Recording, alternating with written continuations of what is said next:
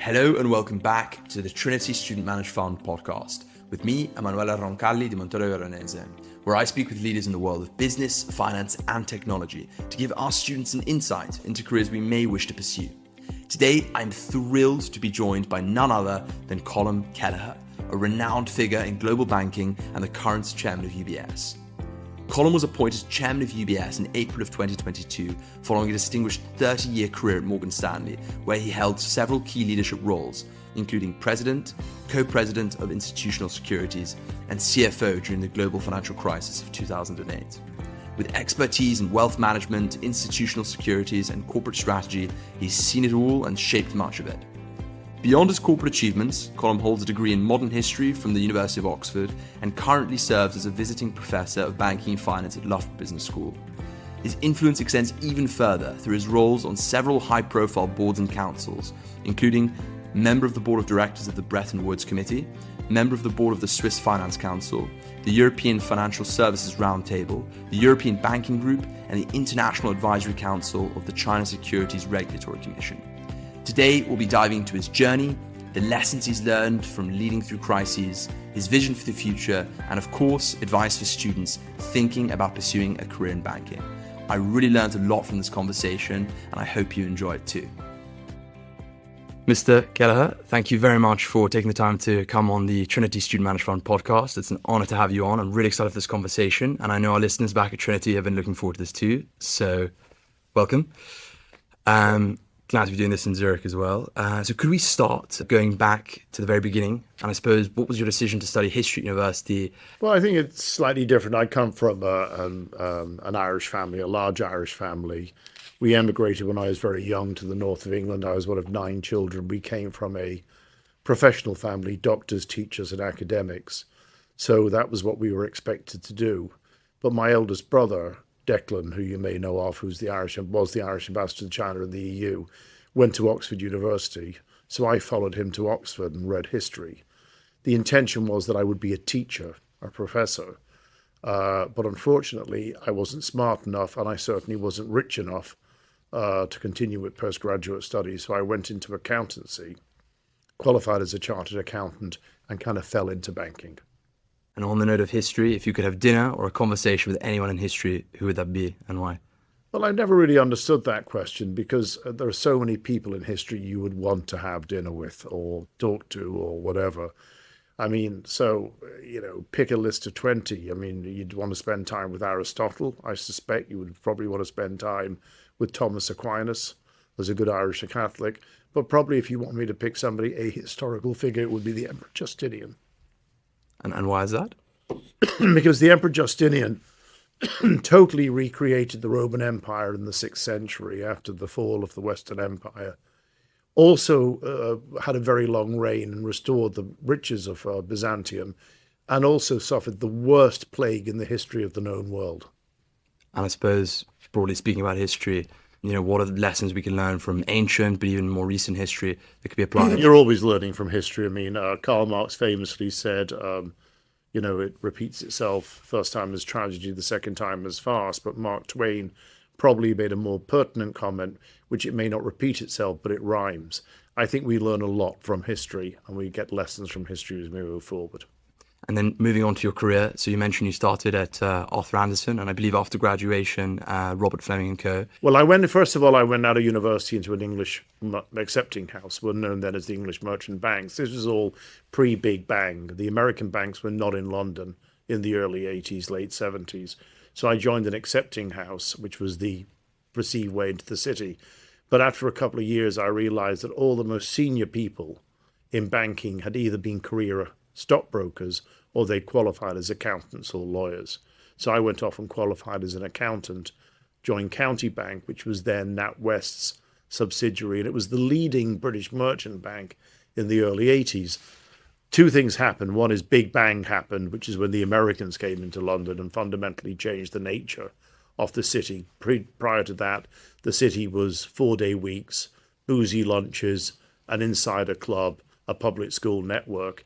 The Americans blew that wide open, and I realized I wanted to join an American house. What had happened then at County in 1987, you may remember there was Black Monday from your history. and County Bank was caught the wrong side of a trade in Black Monday and did what those banks always did, panicked and fired half its people, and then had to try and rebuild its franchise. The Americans understood risk, and that was obvious to me, so I joined Morgan Stanley in 1989. And I suppose still early on in your career, who was a mentor to you?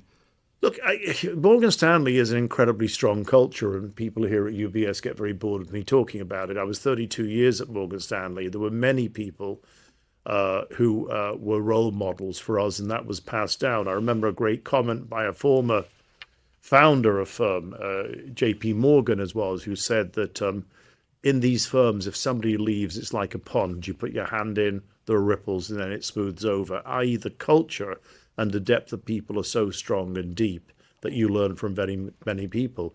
If you were to ask me to pick on people in Morgan Stanley who mattered to me, Bob Diamond, who you probably know, hired me to Morgan Stanley. He then left Morgan Stanley, went to Credit Suisse, then became the CEO of Barclays Bank. Parker Gilbert, who was the managing partner who took Morgan Stanley public in 1986, was a great mentor to me and a great help to me during the crisis in terms of support.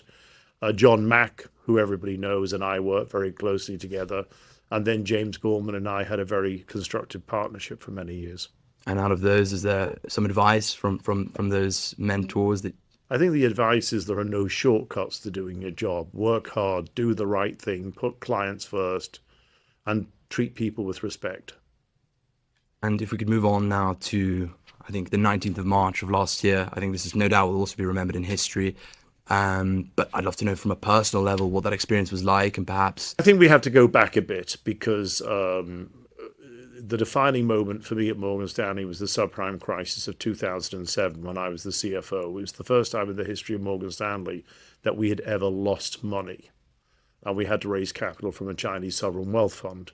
That prepared Morgan Stanley for 2008, the famous global financial crisis. I think all the lessons I learned in 08, 09, 10 about surviving that crisis, and Morgan Stanley, as is chronicled, was very much on the brink in those days, acted as a lesson for me to get ready for for March the 15th, 2023. When I joined UBS in March 22, it was obvious to me that Credit Suisse was on the brink. I think by that point, Credit Suisse has ceased to be viable as a standalone institution. It was only ever going to be part of something else, some merger, some acquisition, whatever. So on that basis, I felt that UBS, being the other large bank in Switzerland, would be part of the solution. I didn't necessarily think that we would end up buying Credit Suisse, but I thought we at the very least would have to validate what was happening with Credit Suisse and we'd be a cover bid or whatever. So to that extent, from very early on when I joined UBS, I pulled a team together. Lucas Gaviela, my vice chairman here, who's absolutely fundamental to this, and Marcus Baumann, and we had who's the company secretary. We had a kitchen cabinet where we looked at what potentially could happen. And then I also decided to appoint external advisors, surprisingly Morgan Stanley, to do the work as external advisors should we be asked. So when I was pulled in on March the 15th, we were prepared for what we had to do. Now remember, you can't just take over a bank because the government of that country is asking you to take over a bank. We have shareholders. We have to act in the best interests of our shareholders, and we have to prove that it's value added. So really there wasn't much time to get into detail. And I think it was the fact that UBS was so well prepared for that we were able to do a deal that satisfied regulators, shareholders, and our employees, who frankly I was very concerned about, because in any great merger, people worry about job losses, job insecurity. What does it mean for them? And what you can't underestimate, and your Irish students will know this from the crisis from their parents in 2008, when the Irish banking crisis blew, Ireland never really recovered from that. Certainly there was a lot of anger with the way the banks had behaved, and that was certainly true in Switzerland as well. So we had to satisfy a lot of stakeholders to make sure this would work. What concerned me the most was that we announced that we would do a deal, which we did on Sunday, March the 19th. And that was 7 o'clock Swiss time before the opening. And we were very concerned that UBS would be contaminated i.e. people wouldn't believe that this was a good deal and that we would go into a tailspin, as indeed we saw happen in 2008 when there was a sort of domino effect on the other banks. But fortunately, we were very lucky in that even though the stock on the Monday morning opened up 17% down initially, a lot of international investors came in to buy the stock because they saw the value in the deal. And how did your experience as CFO and co-head of corporate strategy at Morgan Stanley prepare for it? Was absolutely fundamental because Morgan Stanley was very close to being put out of business itself, which was the preeminent American investment bank at the time at 45,000 employees. And that was an incredibly stressful event. So we learned a lot from those events, being ready, being prepared. And you've talked about the importance of culture at UBS. I mean, what were some of the challenges in terms of culture between? Well, culture is a very interesting thing because culture is, you know what it is when you see it. It's very hard to define it. Culture is, amongst other things, doing the right thing, putting clients first, leading with exceptional ideas, giving back. These are examples of culture. What was clear at Credit Suisse was that the culture was bust. Because what had happened at Credit Suisse is that people were not working for the institution or the shareholders. They were working for themselves, right? It was the Wild West in many ways. UBS also historically had a huge challenge in 2008. And under Sergio Armotti's leadership and the previous chairman, Axel Weber, had actually pulled this firm together, and there's a very strong culture at UBS. One of the first questions I ask people when I meet them, my colleagues know, is how long have you been at this firm? That to me is a real indication of strength of culture if you retain employees for a long time because people believe in it. And UBS very much had a strong culture. So the other issue about culture is post-2008, the Federal Reserve was very focused on seeing culture as a strength, but they wanted to know how they could regulate for it. They couldn't, but they knew that culture was a health indicator of an institution, and that is longevity, teams, no abuse of compensation, no tolerance of bad behavior, all these sort of things.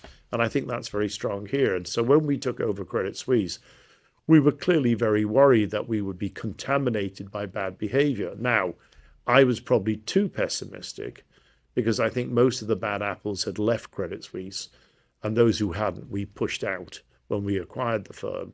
But there are a lot of very, very good people at Credit Suisse who in many ways very similar to UBS, and they've integrated very well into this firm. So culture, you'd say, would be the biggest lesson we can learn from. I think culture is the single biggest differentiating characteristic for an honorable and honest and ethical financial firm.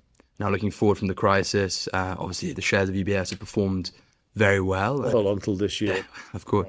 But I mean, as a student fund, roughly just under 5% of our student fund is invested in UBS. Looking forward, what is the value you see? Well, I made no secret of this. I'm not going to give you numbers. I view UBS as a global wealth manager. So our nearest comparative in valuation is Morgan Stanley, which is the largest wealth manager. But Morgan Stanley is US-based in its wealth management business. We're a global wealth manager. Global wealth management is a more profitable business than US wealth management.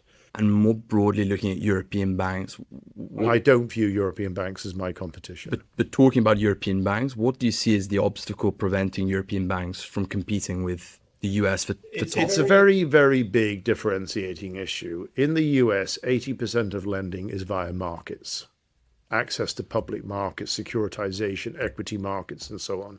Europe, 80% of lending almost comes from bank lending. Bank lending dominates in Europe. What that means is access to markets, other forms of financing are very restricted. That acts as a brake on economic activity. What it also means is that if you get into a recessionary environment, what do banks do when there's a recession? They stop lending, right? I mean, it's contracyclical. It doesn't make any sense. So European banks have got to get out of this trap they're in, where they're allowing lending to dominate all activities. And that's why when you look at European banks, they trade at significantly lower ROEs and significantly lower price to book. UBS trades at a premium to book, right? So that's why I don't think of European banks as our competition. I think UK banks could have been our competition, but I think banks like Barclays, in my opinion, should trade higher than where they are, but they don't. And I think there are lots of reasons for that. Maybe leaving the EU is one of them. But at the end of the day, we view ourselves as a global bank, and we think our price comparisons are the US. And you've talked about the next crisis being in the non-bank lending sector. Could you talk about this? Yeah, I don't think it's a systemic crisis. What's happened since 2008? Roughly, there are $450 trillion of assets in the financial system globally. Half of that is in the banking system, which I believe is well regulated. Half of that is in what we call non-bank financial institutions, NBFIs, or shadow banking. Banks are incredibly well capitalized. Our common equity is 10 times what it was since 2008. Our total loss absorbing capital is 18 to 20 times higher. That's been dealt with, right? Will banks have crises? Yes, but on an idiosyncratic basis, not on a systemic basis, in my opinion. If you look at the NBFIs, I don't think there's systemic risk, but I think there's significant fiduciary risk, i.e. they attract so much money out of the banking system into their activities normally to manage, whether it's private credit, whether it's private equity, any other form. The issue with that is who is looking at that risk, who is monitoring that risk. So when there will be a blow up in that sector, an asset manager blows up, whatever, will that be systemic? No, but it will cause a crisis of confidence. It will be a fiduciary crisis. So I'm not saying that NBFI should be regulated anywhere near as stringently as banks. Banks are regulated more stringently. We take deposits. We should be regulated more stringently. I accept that. But I do think that the regulators need to know where these risks are building up. So an example, for instance, for you would be crypto. Banks did not touch crypto, right? Because it wasn't in a format that was acceptable to us, either from a regulatory point of view or a client suitability point of view. All you youngsters wanted to get into crypto. I get it. That's fine, right? But that can't affect the banking system, and it didn't. At its peak, although it's climbing up again, crypto assets got to about $3.8 trillion of market value. It collapsed to about 600 billion at the low point. The banks didn't suffer. But yet, look how many crypto firms went out of business. Now, was that big enough to be systemic and that it caused a crisis of confidence? No, but I think that was a lucky miss, because these things were so disparate. But if this product had become mainstream, had it got into all these portfolios and the banks as well, then you would seriously have had an issue. Okay.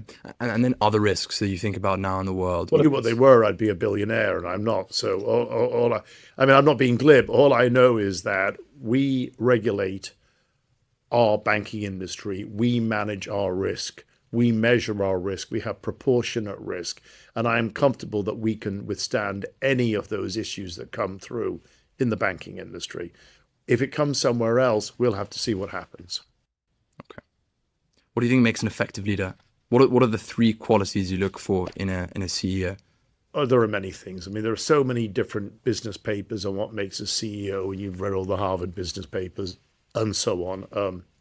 But in your view, what were the three? In my view, a leader has to be respected, which means that they're our role model in terms of excellence in the job they do. They're clear in their messaging. They can bring people along with them. So it's not just about being respected, it's being a leader, and it's being credible. All the other stuff about being nice and liked, that comes as a second order effect. The main thing is the greatest banking leaders I've ever known are people who were respected, who were clear, who people wanted to follow. I'll give you an example. JP Morgan, 1906, the way he saved the banking crisis at the time then.